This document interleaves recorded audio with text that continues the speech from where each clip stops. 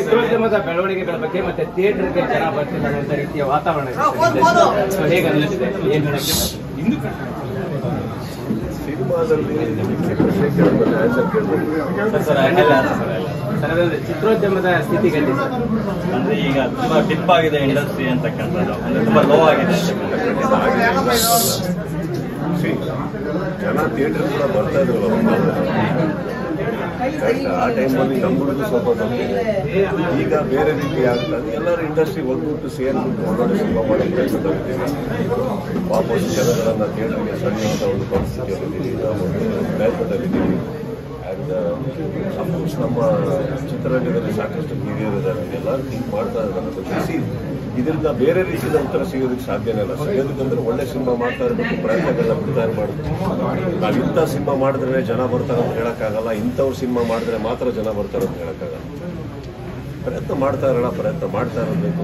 ಚಿತ್ರರಂಗ ಬೆಳೆಯುತ್ತೆ, ಚಿತ್ರರಂಗ ಏನು ಮುಗಿಯೋದಿಲ್ಲ. ಇಟ್ಸ್ ಅ ಫೇಸ್ ಅಷ್ಟೇ. ಒಂದು ಕೋವಿಡ್ ಬಂದಾಗ ಏನು ಅನಿಸ್ತದೆ ನಿಮಗೆ? ಎಲ್ಲರೂ ಮನೆಯಿಂದ ಹೊರಗೆ ಬರೋಕ್ಕೆ ಸಾಧ್ಯನೇ ಇಲ್ಲ ಅಂತ ಅನಿಸ್ಲಿಲ್ಲ. ಇವತ್ತು ಮತ್ತೆ ಮಾಸ್ಕ್ ಇದೆ ಓಡಾಡ್ತಾ ಇಲ್ವ ತಾವು? ಆಗುತ್ತೆ. ಅದೇ ರೀತಿ ಒಂದು ಚೇತರಿಸ್ಕೊಡುತ್ತೆ ಚಿತ್ರರಂಗಕ್ಕೆ. ನಮ್ಮ ಕನ್ನಡ ಚಿತ್ರರಂಗದಲ್ಲಿ ಒಳ್ಳೊಳ್ಳೆ ಕಲಾವಿದರಿದ್ದಾರೆ, ತಂತ್ರಜ್ಞರಿದ್ದಾರೆ, ನಿರ್ಮಾಪಕರಿದ್ದಾರೆ, ಎಂತೆಂಥವ್ರಿದ್ದಾರೆ. ಶಕ್ತಿ ಇದೆ ನಮ್ಮಲ್ಲಿ. ಬರುತ್ತೆ ಟೈಮ್ ಕಾಲ ಬರುತ್ತೆ.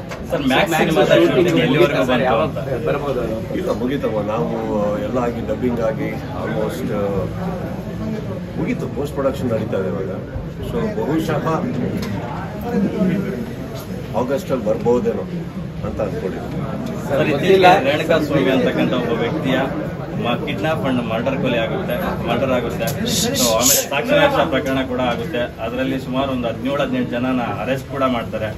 ಅದು ಕನ್ನಡ ಚಿತ್ರರಂಗಕ್ಕೆ ಒಂದು ಕಪ್ಪು ಚುಕ್ಕಿ ಆಗಿದೆ. ಇವಾಗ ಎಲ್ಲೆಡೆ ಅದ್ರ ಬಗ್ಗೆನೇ ಚರ್ಚೆಗಳಾಗ್ತಿದೆ. ಸೊ ದರ್ಶನ್ ಅವರು ಕೂಡ ಅರೆಸ್ಟ್ ಆಗಿರ್ತಕ್ಕಂಥದ್ದು, ಅವರು ಕೂಡ ಕಾನೂನಿನ ಬಲೆಯಲ್ಲಿ ಸಿಲ್ಕೊಂಡಿರ್ತಕ್ಕಂಥದ್ರ ಬಗ್ಗೆ ಏನ್ ಹೇಳ್ತಾರೆ ಸರ್? ಕಾನೂನಿನ ಬಲೆ ಅಂದ್ರೆ ಸಹಜವಾಗಿ ಪ್ರತಿ ಸಂದರ್ಭಕ್ಕೂ ಆರ್ಥಿಕದಿಂದ ಬಂಧಿಸ್ತಾ ಇದ್ರಿ, ಪ್ರತಿ ವಿಚಾರದಿಂದ ಕಾನೂನಿನ ಬಲೆ ಅನ್ನೋದು ಅರ್ಥ ಆಗಿಲ್ಲ. ಕಾನೂನಿನ ಬಲೆ ಅನ್ನೋದು ಕಾನೂನು ಅನ್ನೋದು ಕೇಳಿದ್ದೀನಿ. ಕಾನೂನಿನ ಬಲೆ ಪೊಲೀಸ್ ಕಸ್ಟಡಿಯಲ್ಲಿ ಕಾನೂನು ಬಗ್ಗೆ ನಾವು ಮಾತಾಡ್ಬೇಕಾದ್ರೆ ನಾನು ಈ ವಿಚಾರ ತಗೊಂಡು ಹೇಳ್ತಾರೆ. ಯಾವತ್ತೂ ಇವಾಗ ನಾವು ಮಾಧ್ಯಮ ಅಂತ ಹೇಳ್ಬೋದು, ಮಾಧ್ಯಮದ ಬಲೆ ಅಂದರೆ ತಪ್ಪಾಗಲ್ಲ. ಹಾಗೆ ಕಾನೂನು ಅಂತ ಹೇಳ್ಬೋದು, ಕಾನೂನಿನ ಬಲೆ ಅಂದರೆ ತಪ್ಪಾಗುತ್ತೆ ಅಷ್ಟೇ. ನಂದೇನು ಬೇರೆ ಏನಿಲ್ಲ.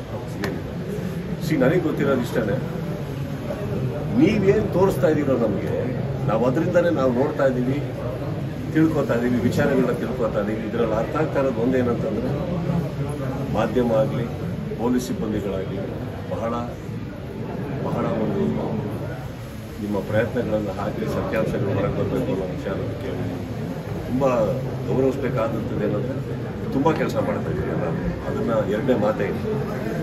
ಇದಕ್ಕಿಂತ ಹೆಚ್ಚಾಗಿ ನನಗೆ ಗೊತ್ತಿರೋ ಹಾಗೆ ಇತ್ತೀಚಿನ ನಿಮ್ಮ ನ್ಯೂಸನ್ನು ನೋಡಿ ನಾವು CM ಅವರೇ ಹಠ ಹಿಡಿದುಬಿಟ್ಟಿದ್ದಾರೆ ಇದಕ್ಕೆ ಅಂತ ಅಂದಮೇಲೆ ನನ್ನ ಪ್ರಕಾರ ನಮ್ಮ ಕರ್ನಾಟಕದ ಬಹುತ ಒಂದು ದೊಡ್ಡ ಸ್ಥಾನದಲ್ಲಿರುವಂಥ ಮುಖ್ಯಮಂತ್ರಿಗಳು, ಮಾಧ್ಯಮದವರು, ಪೊಲೀಸ್ ಸಿಬ್ಬಂದಿಗಳು ಕರೆಕ್ಟಾಗಿ ಕೆಲಸ ಮಾಡ್ತಾ ಇದ್ದೀರ ಅಂದಾಗ ನನಗೆ ಬೇಕಾಗಿರೋದೊಬ್ಬ ಕಾಮನ್ ಮ್ಯಾನ್ ಆಗಿಸಿ ಇವಾಗ ಕಲಾವಿದರ ಹೆಸರಾಗಿ ಇನ್ನೊಬ್ಬರ ಹೆಸರು ಬರೋಲ್ಲ ಸರ್. ನನಗೆ ಬರೋದು ಏನಂತಂದರೆ, ನಾನು ಅವ್ರ ಪರ ಇವ್ರ ಪರ ಅಂತ ಮಾತಾಡೋದು ತಪ್ಪಾಗುತ್ತೆ, ವಿರುದ್ಧವಾಗಿ ಮಾತಾಡೋದು ತಪ್ಪಾಗುತ್ತೆ. ಆ ಫ್ಯಾಮಿಲಿಗೆ ನ್ಯಾಯ ಸಿಗಬೇಕು ಸರ್, ಆ ಹೆಣ್ಮಗುಗೆ ನ್ಯಾಯ ಸಿಗಬೇಕು. ಎಲ್ಲೋ ಪಾಪ ಓಡಾಡಿಕೊಂಡು ಆ ರಸ್ತೆಯಲ್ಲಿ ಹತ್ರ ಬಿದ್ದಿದ್ರಲ್ಲ, ಭಾಳ ಬದುಕಬೇಕಾದ ರೇಣುಕಾ ಸ್ವಾಮಿ, ಅವ್ರಿಗೆ ನ್ಯಾಯ ಸಿಗಬೇಕು. ಹುಟ್ಟಬೇಕಾಗಿರೋ ಆ ಮಗುಗೆ ನ್ಯಾಯ ಸಿಗಬೇಕು. ಎಲ್ಲದಕ್ಕಿಂತ ಹೆಚ್ಚಾಗಿ ನ್ಯಾಯದ ಮೇಲೆ ಎಲ್ಲರಿಗೊಂದು ನಂಬಿಕೆ ಹುಟ್ಟಬೇಕು. ಅಂದಾಗ ಇದಕ್ಕೆ ಒಂದು ಒಳ್ಳೆ ನ್ಯಾಯ ಆಗಬೇಕು. ಇಷ್ಟು ಹೇಳಬಲ್ಲೆ ಹೊರತು ನಮಗೆ ನೀವು ತೋರಿಸಿರೋದು ನಮ್ಗೆ ಹೊರತು ಏನು ನಾವು ನೋಡ್ತೀವಿ. ಆ್ಯಕ್ಚುಲಿ ಪ್ರತಿಯೊಂದು ನಮಗೇನು ವಿಚಾರ ಗೊತ್ತಿದೆಯೋ, ನಾವೇನು ಸ್ಟೇಷನ್ ಒಳಗಿಲ್ಲ, ನಾವೇನು ಯಾವ ಸ್ಥಳದಲ್ಲೂ ಇಲ್ಲ, ನೀವೇನು ತೋರಿಸ್ತಾ ಇದ್ದೀರಿ ಅದನ್ನು ನೋಡ್ತಾ ಇದ್ದೀವಿ. ನಾವು ಭಾಳ ಸ್ಪಷ್ಟತೆಯನ್ನು ಹೇಳ್ತಾ ಇದ್ದೀವಿ. Of course everybody's heart goes out to that family, and not only that family.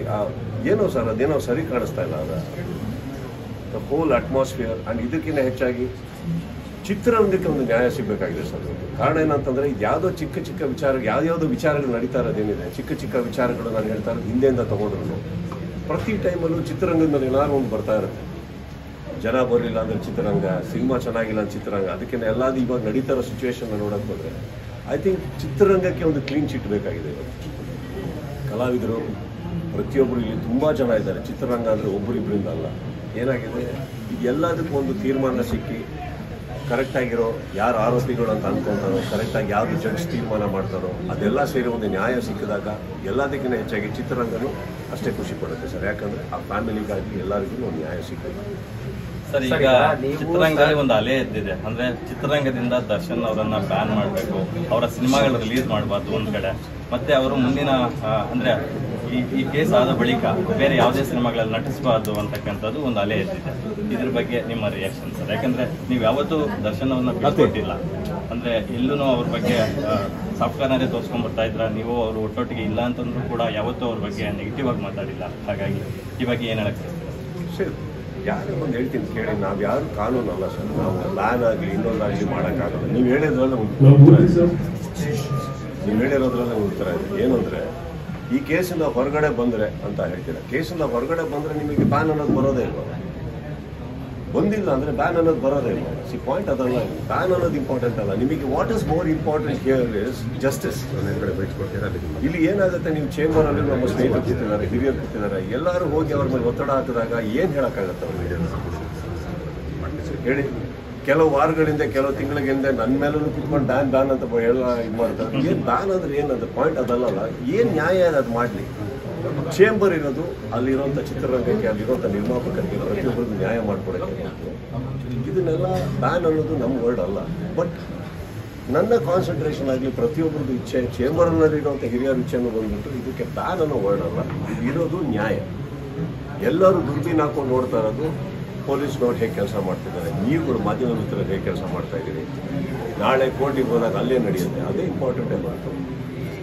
Ban ಇದು ತುಂಬ ಸೆಕೆಂಡ್ರಿ. ಇವಾಗ ಮೇನ್ ನಮ್ಮೆಲ್ಲರ್ಕಿನ್ನ ನೋವು ಪಡೆದಂಥ ವ್ಯಕ್ತಿಗಳು ಕುಟುಂಬದ ಹೊರಗಡೆ ಇದ್ದಾರಲ್ಲ, ಅವ್ರಿಗೆ ನ್ಯಾಯ ಆಗಬೇಕು. ಕಾನ್ಸಂಟ್ರೇಷನ್ ಅಲ್ಲಿ.